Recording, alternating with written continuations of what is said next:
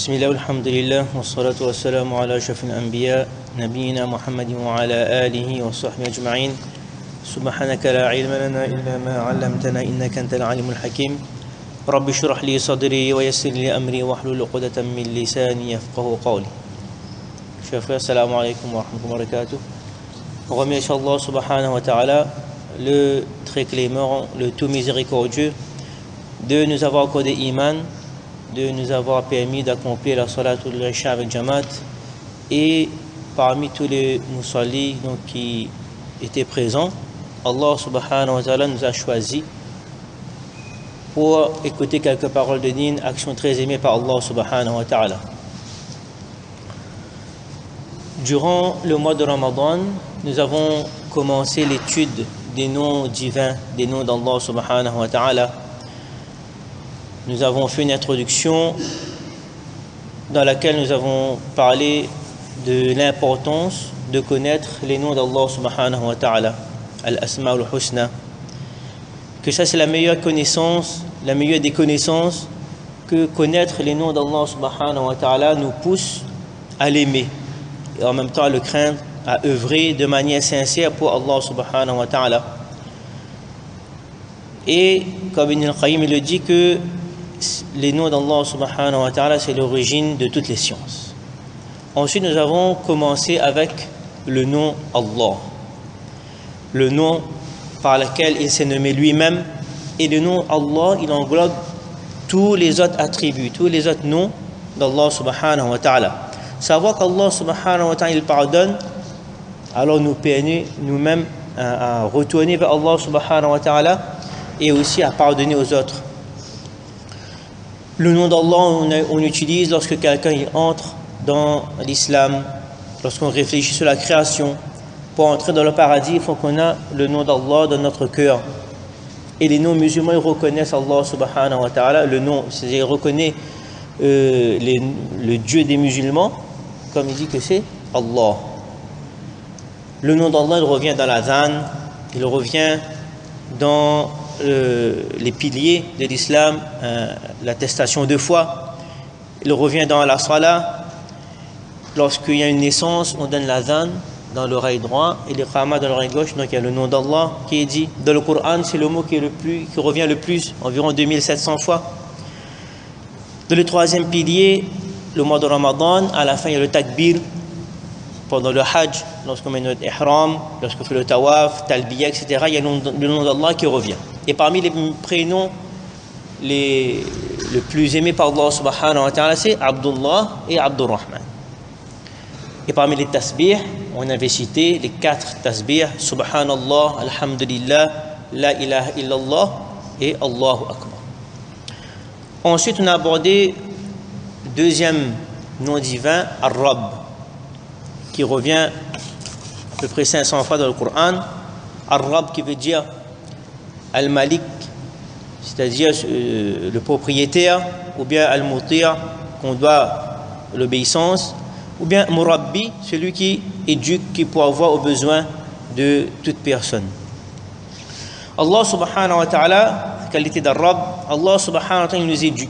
Allah subhanahu wa ta'ala peut avoir tous nos besoins. Depuis, même avant notre naissance, tout est prêt. Allah subhanahu wa ta'ala a déjà préparé. Allah subhanahu wa ta'ala peut avoir aux besoins de toutes les créatures qu'il y a dans l'univers.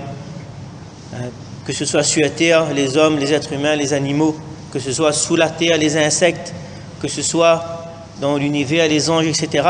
Allah subhanahu wa ta'ala, il peut avoir besoin de toutes ces créatures. Et dans la tombe, la première question qu'on sera posée, Man Rabbuka, qui est ton Seigneur. Dans la salat, le nom d'Allah est servi pour changer de position. Et lorsqu'on est stabilisé, on dit le nom Rabb qui revient. Dans le ruku, Subhana Rabbi al-Azim, quand on revient de ruku, Rabbana, Rabbana, wa lakal hamd. Dans le sajda, entre les deux sajda, Rabbi ghfirli. Ensuite, on a abordé 2 autres noms, Ar-Rahman et Ar-Rahim. 2 qualités, les 2 premières qualités citées dans le Coran. Parmi les qualités qui est les plus lues aussi, on dit Bismillah ar-Rahman ar-Rahim. Ar-Rahman, Ar-Rahim, le tout miséricordieux, le très miséricordieux, mais qui veut dire pitié aussi, qui veut dire clémence. Ar-Rahman qui revient 27 fois dans le Coran, et Ar-Rahim environ 114 fois dans le Coran. Ar-Rahman, on avait dit que c'est la miséricorde d'Allah subhanahu wa ta'ala, c'est en général, c'est-à-dire pour tout le monde. Et Ar-Rahim, c'est khassa, c'est-à-dire pour les croyants le jour de la résurrection, Allah subhanahu wa ta'ala, il dit qu'Allah subhanahu wa ta'ala, lors de la création, il a divisé sa clémence, sa miséricorde en 100 parties. Et une partie là envoyée sur terre. Il a partagé entre tous les êtres humains, tous les animaux, toutes les créatures sur terre. Et le jour de la résurrection, Allah subhanahu wa ta'ala va reprendre ce 1% là, va remettre dans ces 99% et les 100% de la miséricorde vont être partagés. C'est-à-dire Allah subhanahu wa ta'ala, par sa miséricorde, va faire entrer les gens dans le paradis. Et Ar-Rahman, c'est-à-dire la miséricorde d'Allah subhanahu wa ta'ala, il englobe toutes choses. Il englobe toute la création. Comme on avait détaillé, que ça c'est la chose qui est le plus grand. Ensuite, on avait abordé, dernier point qu'on avait abordé, c'était le nom Malik, Al-Malik, Al-Malik et Al-Malik. Donc Al-Malik qui veut dire le propriétaire, Malaka, c'est-à-dire posséder quelque chose. Malik, c'est la personne qui possède. Mulk, c'est la chose. Donc Malik, c'est le roi. Tout lui appartient. Malik Yawmiddin, le roi, le maître du jour de la rétribution. Et Al-Malik, on avait dit que ça c'est un endroit c'est cité une seule fois dans le Coran, c'est l'endroit dans le paradis où certaines personnes pourront être proches d'Allah subhanahu wa ta'ala. Et les doigts qu'on lit aussi, Asbahna wa asbaha al-mulku lillahi rabbil alamin. Il y a un suratul mulk, tabarakalladhi biyadihi al-mulk. Donc, brièvement, c'est ce qu'on avait abordé durant le mois de Ramadan.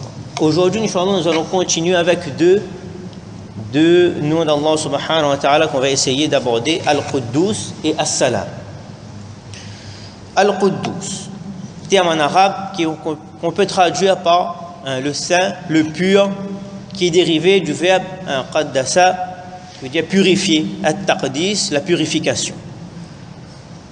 D'autres appellations, qaddasa, al-ardul muqaddasa, la terre sainte. Et il y a aussi Baytul Muqaddas, la Masjid al-Aqsa, ou une salat qui est faite dans cette masjid-là, on a la récompense de 500 salats. Comme le sens de hadith, le prophète dit en ce sens que celui qui fait une salat dans la Masjid al-Haram de Makkah, on a 100 000 salats comme récompense. Dans la Masjid Nabawi, 1000, dans une version, une salat correspond à 1000 salats en récompense, dans une autre version 50 000, et Masjid al-Aqsa 500 salats. Et Sulayman alayhi salam, il avait fait ce dua-là, qu'Allah subhanahu wa ta'ala accorde cette faveur, que si une personne fait les ablutions et fait 2 rakats dans cette salat, dans cette masjid-là, alors il aura ses péchés pardonnés. Donc c'est une purification, comme on a dit, c'est une purification. Et aussi il y a Ar-Ruhul Quds, c'est-à-dire l'ange Jibril alayhi salam qui a transmis le message divin sans faillir. Al-Quddus revient 2 fois dans le Coran et toujours accompagné d'un autre nom qu'on a vu, Al-Malik. Premier emploi dans le Coran, dans la sourate 59, Al-Hashr, Allah subhanahu wa ta'ala il dit dans le verset 23, Wallahu alladhi la ilaha illahu al-malikul quddus as-salam. Et l'autre endroit, c'est sourate 62, suratul Jumu'ah, au début, Yusabbihu lillahi ma fi samawati wa ma fi al-ardi al-malikil quddus al-aziz al-hakim. Ceux qui sont dans les cieux et ceux qui sont dans la terre, sur la terre, glorifient Allah subhanahu wa ta'ala, Al-Malik le souverain, Al-Quddus le pur, Al-Aziz le puissant et Al-Hakim le sage. Donc Al-Quddus correspond au détenteur de la sainteté parfaite. Allah subhanahu wa ta'ala, il est parfait. Il n'a pas besoin d'associés, il n'a pas besoin d'épouse ni d'enfants. Il se soustrait à tout attribut d'imperfection. On dit Al-Quddus, c'est-à-dire qu'Allah subhanahu wa ta'ala, il se suffit à lui-même. Ce n'est pas une caractéristique de l'être humain. L'être humain, il a toujours besoin de quelque chose. L'être humain, il est pauvre en réalité. Et sa personnalité, son savoir, son pouvoir, sa patience, tout cela importe peu. Et ça va et ça vient. Al-Quddus, le plus pur et le plus saint, qui est inégalable, qui est exempt de toute caractéristique terrestre. On dit Al-Quddus, c'est celui qui est pur et sans imperfection, sans défaut. C'est le Créateur, c'est Allah subhanahu wa ta'ala. Tandis que l'être humain, lui, il est pas parfait, parce qu'il y a la connaissance qui s'oppose à l'ignorance, la patience qui s'oppose à l'impatience. Il y a toujours donc de l'imperfection dans l'être humain. Par contre, comme on a dit, Al-Quddus, qui signifie aussi donc se purifier, l'homme, l'être humain, donc il peut se purifier, c'est-à-dire s'approcher de cette qualité-là en se purifiant extérieurement, c'est-à-dire en faisant le wudu, en portant des vêtements qui sont propres. Et intérieurement, il se purifie en demandant à Allah subhanahu wa ta'ala d'avoir cette guidée-là. Dans la sourate Al-Jumu'ah qu'on a lu, Yusabbihu lillahi ma fi samawati wa ma fi al-ard. Allah subhanahu wa ta'ala, il dit de toute chose glorifie Allah subhanahu wa ta'ala qui est dans le ciel. Il ne dit pas la terre. Il y a wa ma fi al-ard, c'est-à-dire qui est dans le ciel et dans la terre. Dans cet endroit du Coran, il dit ma fi samawati wal ard. Donc ici Allah subhanahu wa ta'ala il précise wa ma fi al-ard, qui est dans la terre. Pourquoi? Si on regarde le nom qui suit, Al-Malik. On avait dit tout à l'heure brièvement, Al-Malik, c'est le propriétaire de toutes choses. Allah subhanahu wa ta'ala qui est le propriétaire, tout lui appartient, qui est dans les cieux et dans la terre, sur la terre. Et dans cette qualité de Mulk, de Malik, qui est roi, il est parfait là-dedans. Il est Al-Quddus dans cette qualité-là. C'est-à-dire qu'Allah subhanahu wa ta'ala, il n'a pas de faiblesse, il n'a pas de défaut dans sa royauté. C'est pas comme le roi de ce monde. Souvent, donc, il demande à se reposer ou bien ne pas être dérangé. Mais le vrai roi est celui qui est sans manquement. Il n'est pas fatigué. On se lève la nuit, on regarde le ciel, on demande à Allah subhanahu wa ta'ala, il est présent. Il est présent. Allah subhanahu wa ta'ala ne dort jamais. Il est toujours là. On a besoin de lui. On fait 2 rakats. On demande à Allah subhanahu wa ta'ala. Ça, c'est le vrai roi. Cette qualité d'Al-Quddus qui n'a pas de faiblesse, qui n'a aucun défaut. Et Allah subhanahu wa ta'ala, qui est donc Al-Malik, qui est le roi, il est parfait dans sa parole et dans ses actions. Dans le Coran, Allah subhanahu wa ta'ala, وَمَنْ أَصْدَقُ مِنَ اللَّهِ حَدِيثًا اللَّهُ لَا إِلَهَ إِلَّا هُوَ لَيَجْمَعَنَّكُمْ إِلَى يَوْمِ الْقِيَامَةِ لَا رَيْبَ فِيهِ وَمَنْ أَصْدَقُ مِنَ اللَّهِ حَدِيثًا qu'Allah subhanahu wa ta'ala, donc il est véridique dans sa parole et dans ses actions aussi. Allah subhanahu wa ta'ala, il est parfait. Al-Quddus, ça veut dire qu'Allah subhanahu wa ta'ala, il est parfait, il est pur dans toutes ses actions, dans ses paroles. Et que parfois l'être humain, avec notre petit cerveau, on ne sienne pas bien parfois parce que il faut qu'on est expert dans certains domaines pour comprendre certaines choses. Parfois les gens disent que oui, il y a des musulmans qui souffrent dans le monde, dans d'autres pays, il y a des gens qui ne sont pas musulmans qui ne souffrent pas. Mais on oublie donc qu'il faut que les médias qui nous disent pour savoir qu'est-ce qui se passe tel endroit et tel endroit. Alors qu'Allah subhanahu wa ta'ala, c'est lui qui le sait déjà. Pourquoi on ne peut pas comprendre certaines choses? Parce que notre esprit n'est pas parfait. Et on est faible. L'être humain est créé faible.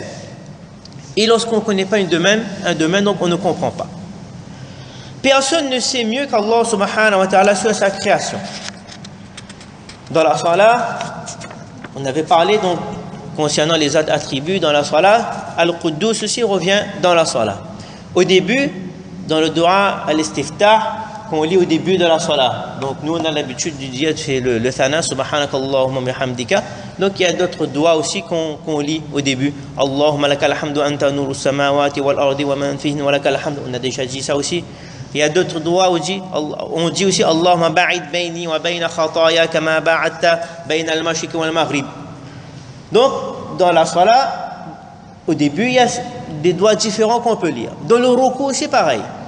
Nous, on a l'habitude de dire c'est-à-dire Subhan Rabbiyal Azim. Dans le hadith, le prophète sallallahu dit qu'on peut dire Subbuhun Quddusun Rabbul Malaikati war Ruh. Subbuh, gloire à Allah subhanahu wa ta'ala. Quddus, pureté à Allah subhanahu wa ta'ala. Rabbul Malaikati war Ruh, qui est le Seigneur des anges, et Ar-Ruh de Jibril alayhi salam. Subbuh, sabbaha, yusabbihu tasbih, la glorification, glorifier Allah subhanahu wa ta'ala. On glorifie quelqu'un qui n'a aucun défaut.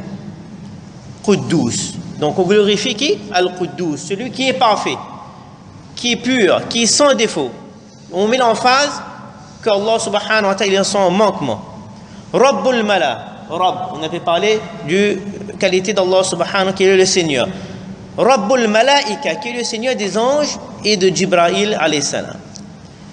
Allah subhanahu wa ta'ala, il aurait pu dire Rabbul Alamin, qui est le Seigneur des mondes. Mais ici, Allah subhanahu wa ta'ala dit Rabbul Malaika. Alors les anges, qu'est-ce qu'ils font les anges? Dans Rasul Ghafir, وَالَّذِينَ حَوْلَهُ يُسَبِّحُونَ بِحَمْدِ رَبِّهِمْ. Que les anges qui sont autour d'Allah subhanahu wa ta'ala, ils font quoi? La glorification d'Allah subhanahu wa ta'ala, ils font le tasbih. Subhanallah, subhanallah. Depuis la création jusqu'à la fin du monde, c'est automatique. Ils disent qu'ils font que le tasbih d'Allah subhanahu wa ta'ala. Il n'y a aucune créature qui connaît le plus la glorification d'Allah subhanahu wa ta'ala, à part les anges. Il n'y a pas. Les anges, ils sont experts là-dedans. C'est pour cela qu'Allah subhanahu wa ta'ala, il dit, quand il parle de tasbih, subbuh, glorifie qui? Le Seigneur qui est parfait, et le Seigneur des anges, parce que les anges, c'est eux-mêmes qui sont experts dans la glorification. Et les anges, dans un hadith, le prophète il dit en ce sens qu'il n'y a pas de distance, de séparation plus de 4 doigts dans les cieux et la terre, où il y a un ange qui fait le ruku et le sijda. Il n'a pas dit de qui fait la salat, qui fait le ruku et le sijda. Parce que si ces deux actions dans la salat, on fait le tasbih. Et même ces anges qui sont experts dans ces louanges-là, dans ces glorifications, ils sont jaloux de l'être humain. Parce que, qualité que l'être humain il peut demander pardon. Les anges ne peuvent pas demander pardon. Et l'être humain, il peut lire le Coran. Les anges ne peuvent pas lire le Coran. Donc la relation que le croyant il doit avoir avec Al-Quddus, c'est que celui qui connaît la portée de son nom divin doit se libérer de ses passions, des mauvaises passions, afin de diriger son objectif vers Allah subhanahu wa ta'ala qui est parfait. Et la sourate Al-Ikhlas résume la qualité d'Allah subhanahu wa ta'ala, Al-Quddus, que Allah subhanahu wa ta'ala il n'a besoin de personne et qu'Allah subhanahu wa ta'ala il n'a pas de son. Donc voilà brièvement concernant la qualité d'Allah subhanahu wa ta'ala, le nom d'Allah subhanahu wa ta'ala, Al-Quddus. Deuxième nom qu'on a avec nous ce soir, celui qui suit, As-Salam, nom divin qui n'apparaît qu'une seule fois dans le Coran, dans ce passage qu'on a lu, Al-Malikul Quddus As-Salam. Seul endroit dans le Coran, et lorsqu'on regarde Siyaqul Kalam, c'est-à-dire comment cette parole est amenée, Allah subhanahu wa ta'ala, qu'est-ce qu'il dit? Wallahu alladhi la ilaha illahu. Il parle de l'unicité d'Allah subhanahu wa ta'ala. Al-Malik, il est le maître, il est le Seigneur. Ensuite, Allah subhanahu wa ta'ala amène deux noms significations qui se ressemblent. Al-Quddus et As-Salam. Ces deux noms-là se ressemblent. Qu'Allah subhanahu wa ta'ala, donc le roi des rois, il est pur, il est sans défaut. On a vu Al-Quddus qui est parfait. Et As-Salam, sin lam mim. Cette racine-là, c'est en arabe. En arabe, donc, il y a les trois lettres au début, et lorsqu'on rajoute une autre lettre, ça donne une autre signification, mais qui se rapproche même. Par exemple, As-Salam, qui vient de la racine, donc Salima, qui veut dire être saint, exemple de défaut ou bien de mot. Donc de cette racine, on peut utiliser notre verbe Aslama. On met un alif devant, Aslama, qui veut dire se soumettre, ou bien personne qui embrasse l'islam, ou bien s'en remettre à quelqu'un, ou bien Salama, on met le alif après le signe, qui exprime le fait de se réconcilier. Et si on met un tajdid sur le lam, Salama, qui veut dire être satisfait de quelque chose ou bien saluer quelqu'un. Donc As-Salam évoque cette idée-là de quiétude, de sérénité, de paix et d'assurance et de tranquillité. Donc on peut traduire de différentes façons. Le salut, le pacifique, la paix, source de paix, de sécurité, apaisement, calme. Nous on connaît plus quand on dit Assalamu alaikum, que la paix d'Allah soit sur toi. Mais là, il faut comprendre, en fait, on doit dire que pour avoir la paix, avant d'avoir la paix, il faut qu'il y ait la sécurité. Il faut qu'il y ait la protection. Lorsqu'on est protégé, lorsqu'il y a la sécurité, automatiquement, donc il y aura la paix. Et Allah subhanahu wa ta'ala, donc, lorsque les gens font assalamu alaikum, en fait, on doit dire que la sécurité d'Allah subhanahu wa ta'ala soit avec toi dans toutes tes actions. Wa rahmatullah, que la miséricorde d'Allah subhanahu wa ta'ala t'englobe, wa barakatuh, et que sa bénédiction descend sur toi. Allah subhanahu wa ta'ala, il a mis donc cette qualité de as-salam, de paix, de sécurité, de calme, avec une de ses créatures, qui est Al-Jannah, le paradis. Dans le Coran, Allah subhanahu wa ta'ala, qu'est-ce qu'il dit? Lahum darus salam inda rabbihim. En parlant donc des croyants, que ici, as-salam veut dire donc cet endroit de paix et de sécurité. Pourquoi? Parce que dans le paradis, il n'y a plus de mauvaises choses. Déjà, on ne va pas mourir. La mort va venir, lorsque tous les gens qui sont destinés au paradis vont être dans le paradis, lorsque les gens qui sont destinés à un autre endroit donc vont être dans l'enfer, et Allah subhanahu wa ta'ala, donc la mort va venir comme un mouton, on va égorger, la mort va être tuée, c'est-à-dire qu'il n'y aura pas de mort dans le paradis, c'est éternel.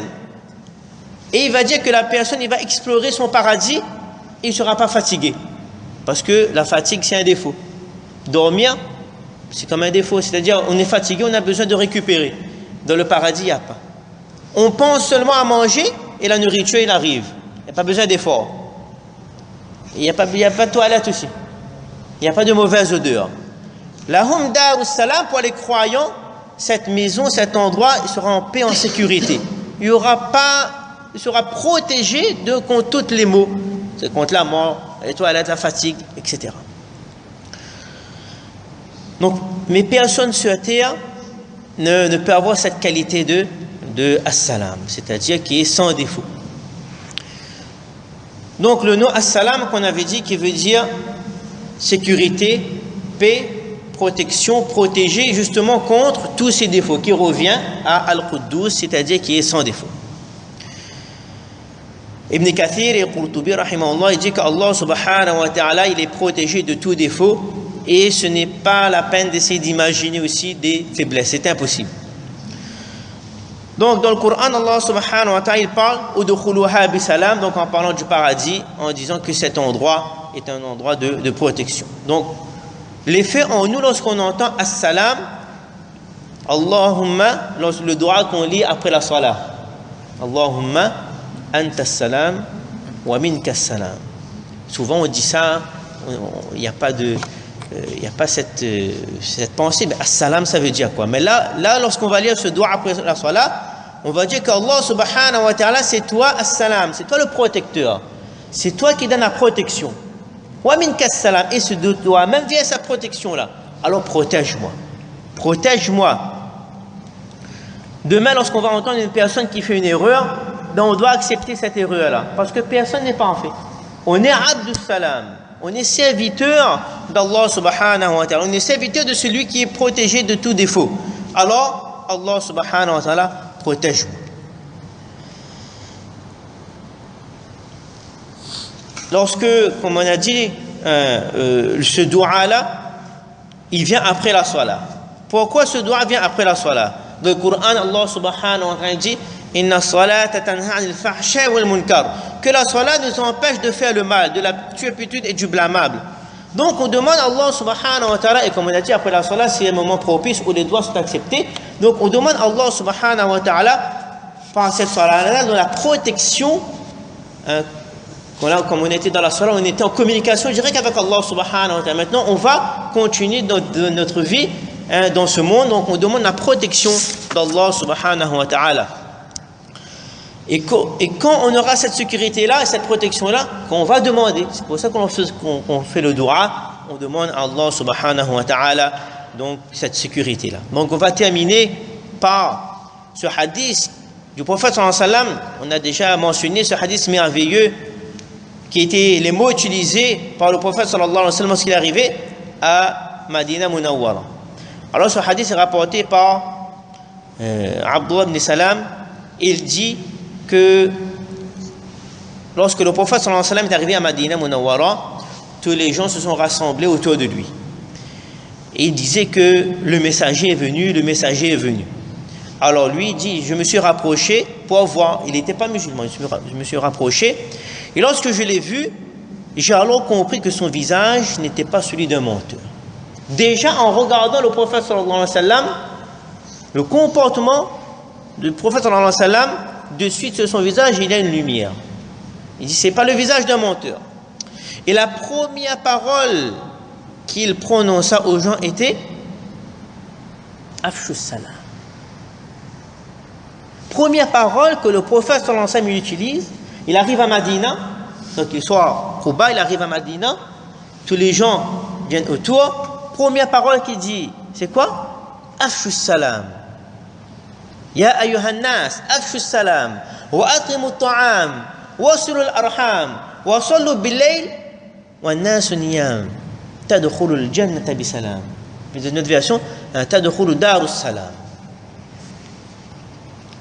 Alors, le mot as-salam qui vient afshus salam. Afshus salam, répandez le salam. On a vu salam, ça veut dire paix, ça veut dire protection, ça veut dire qu'Allah subhanahu wa sécurité. Donc répandez autour de vous cette paix, cette sécurité, cette quiétude, en ne causant pas du tort aux autres. Il est haram de causer du tort aux autres. Il y a les chrétiens qui sont là, il y a les juifs qui sont là, il y a des idolâtres qui sont là. Donc tout le monde doit vivre ensemble dans cette paix et cette sécurité. La première parole du prophète, Afshus salam, de répandre cette sécurité-là, de répandre cette paix-là, de répandre ce salam-là et de garder les autres en sécurité. Et concernant le salam, il est dit que parmi les règles de l'islam, il est recommandé de suivre le salam lorsqu'on fait les salutations par une poignée de main. En effet, le prophète sallallahu alayhi wa sallam, il dit en ce sens que lorsque deux musulmans se rencontrent et se serrent la main, Allah subhanahu wa ta'ala efface leur péché avant qu'ils ne se quittent. Hadith rapporté par l'imam Abu Daoud rahimahullah. Lorsqu'on fait assalamu alaikum, déjà la formulation, on a dit assalamu alaikum, qu'Allah subhanahu wa ta'ala te garde avec sécurité, paix, protection, wa rahmatullah, avec la miséricorde d'Allah subhanahu wa ta'ala, wa barakatuh, c'est un dua qu'on fait, et en même temps, lorsqu'on se donne la main, nos péchés sont effacés. Wa atimu ta'am. Si on veut être protégé d'une épreuve, de la maladie, de la pauvreté, on doit donner. Donner de la nourriture. Ce lien, il y a le hadith du prophète sallallahu alayhi wa sallam qui dit que une fois le prophète sallallahu alayhi wa sallam il arrive dans sa maison et il demande est-ce qu'il est arrivé quelque chose. Alors Aïcha dit en ce sens que voilà, on a eu en cadeau un mouton et on a tout partagé. Et Aïcha savait que le prophète sallallahu alayhi wa sallam aimait donc les pattes du mouton. Donc il a gardé, il a dit, Aïcha dit qu'on a tout partagé, on a tout donné, il est resté que deux choses, les pattes du mouton.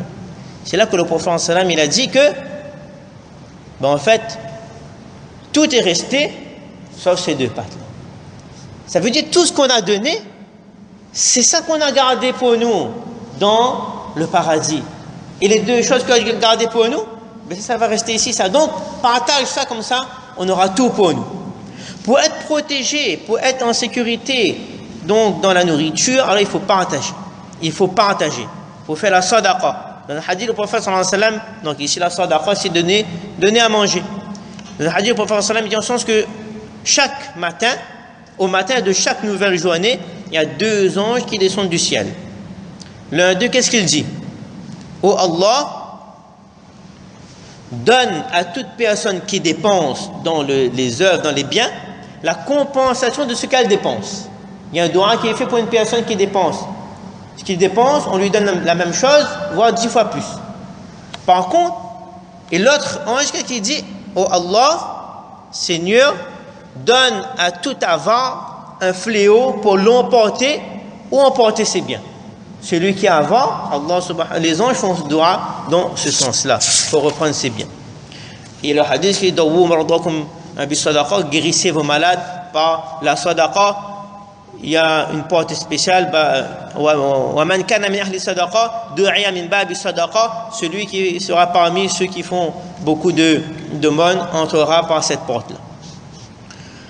Wasilul arham, on continue le hadith rapidement. Wasilul arham, c'est-à-dire de garder des bonnes relations familiales, de garder les relations familiales unies. Et on voit bien le prophète sallallahu alayhi wa sallam lorsqu'il parle du hadith Afshu salam, ça c'est général pour tout le monde, répandre la paix. Après il vient de plus en plus, ça devient donc plus précis. Donner la sadaqa, donc pas tout le monde peut donner la sadaqa, donc ceux qui peuvent faire le font. Wasilul arham, donc on précise maintenant, on revient en famille. Et dans le hadith, il est dit que celui qui garde unis les relations familiales obtient le plaisir d'Allah subhanahu wa ta'ala. Les anges sont contents de lui, font dua pour lui. Shaitan est affligé, Allah subhanahu wa ta'ala met la baraka dans son rizq. Et même les défunts également sont contents de lui. Et après la mort, on continue à recevoir les récompenses. Donc avoir de bonnes relations avec ceux qui sont autour de nous, parents, enfants, oncles, neveux, va nous procurer donc cette prospérité, cette longévité et va nous donner donc une bonne mort. Donc à nous de faire le salam donc avec les mains et avec les gestes aussi en ne causant pas du tort aux autres et de rendre visite lorsqu'ils sont malades. Et concernant donc un mot donc sur garder des bonnes relations avec les parents, les parents sont un trésor sur cette terre et plus tôt nous y pensons, mieux c'est, car demain ce trésor sera peut-être enterré. Aujourd'hui, on doit faire les invocations envers nos parents.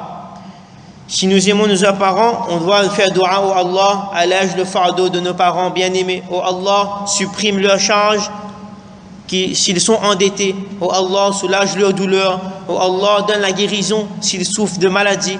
Oh Allah, ne les rend pas dépendants de quelqu'un d'autre autre que nous, jusqu'à leur dernier souffle. Parce que si aujourd'hui, nos parents, ils ont du mal, une partie de la raison de ces problèmes, c'est dû à nous-mêmes. S'ils sont endettés, c'est parce qu'ils ont dépensé beaucoup pour nous. Leur mauvais état de santé, parce qu'ils ont fait beaucoup d'efforts en nous donnant le meilleur pour nous. Et Allah subhanahu, on fait droit qu'Allah subhanahu wa ta'ala bénit nos parents et qu'Allah subhanahu wa ta'ala leur accorde un haut degré dans le paradis. Amin. On continue le hadith. Donc ça devient plus précis. Maintenant, ça concerne la personne et la salat. C'est-à-dire de faire la salat lorsque les gens, donc ils dorment. Cette relation de sécurité ici, de salam, c'est quoi? Si ça va nous protéger contre ar-riya, contre l'hypocrisie, contre le mauvaise attention. Lorsqu'on fait la salat, lorsque les gens nous voient, ça peut, notre niyat peut changer. Mais lorsqu'on est seul dans la nuit, nous et Allah subhanahu wa ta'ala, personne ne nous voit. Donc cette protection qu'on a, c'est dans notre salat, on est sincère. Et lorsqu'on a fait ces 4 actions-là, récompense, c'est quoi? Tadkhulul jannata bisalam. On entre dans le paradis en sécurité, rapidement, sans difficulté. Donc voilà quelques mots concernant donc ces 2 qualités-là, Al-Quddus, qu'Allah subhanahu wa ta'ala, donc il est parfait, qu'Allah subhanahu wa ta'ala n'a pas de faiblesse. Et lorsqu'on demande à Allah subhanahu wa ta'ala, donc il nous aide dans notre imperfection, on prend le nom Ya Quddus, oh Allah qui est le plus parfait, donc corrige nos mauvaises actions, nos mauvaises habitudes. Et lorsqu'on dit Ya Salam, qu'on lève les mains durant la nuit et qu'on dit Ya Salam, oh Allah, c'est toi qui protège, ou Allah protège-nous, Ya Salam, donc on utilise ces noms-là. Donc Allah subhanahu wa ta'ala nous donne la compréhension de ces quelques paroles et surtout de s'en imprégner. C'est-à-dire que le Coran, Allah subhanahu wa ta'ala, il dit Yawma la yanfa'u mal wa la banoun illa man ata Allah biqalbin salim. Le mot salam donc revient là. Il y a un ya qui est rajouté après le lam, salim, qui veut dire être saint. Ici, Allah subhanahu wa ta'ala nous dit que cette relation que le croyant doit entretenir avec ce nom divin As-Salam est celui donc qui est décrit dans ce verset. Yawma la yanfa'u, ce jour-là où on est des richesses, wala banoun, et même les enfants ne seront d'aucune utilité, sauf man atallah biqalbin salim, sauf celui qui viendra auprès d'Allah subhanahu wa ta'ala avec un cœur saint, un cœur pur, exempt de tout péché. Donc Allah subhanahu wa ta'ala nous permet donc de mettre en pratique. Allah subhanahu wa ta'ala nous pardonne. Amin ya rabbal alamin. Wa akhiru da'wana alhamdulillahi rabbil alamin. Subhanallah wa bihamdihi, subhanakallahumma wa bihamdika, wa nashhadu an la ilaha illa anta nastaghfiruka.